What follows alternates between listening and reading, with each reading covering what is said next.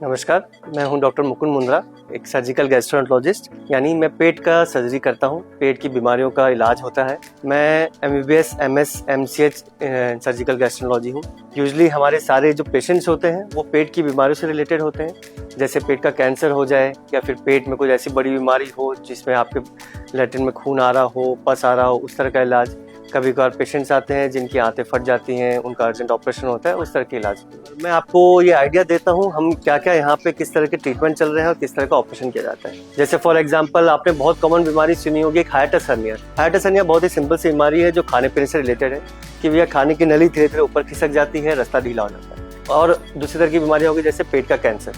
मान लीजिए किसी खाने की नली में कैंसर है, उसका इलाज होता है, उसका एक बड़ा ऑपरेशन है। खाने की नली के कैंसर को हम पूरा निकालते हैं, एक नया ट्यूब बना के वापस से ऊपर लाके जोड़ा जाता है, पेशेंट वापस खाना पीना स्टार्ट करता है।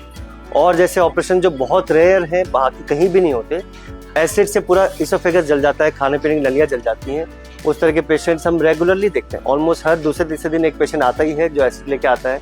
तो इनिशियली उसका ट्रीटमेंट किया जाता है दवाइयों से, नलियाँ पड़ती हैं, दवाइयों से ठीक रहता है। उनमें से कुछ पेशेंट ऐसे होते हैं जिनका रास्ता पूरा बंद हो जाता है, तो उनका फिर एक नया रास्ता बनाया जाता है।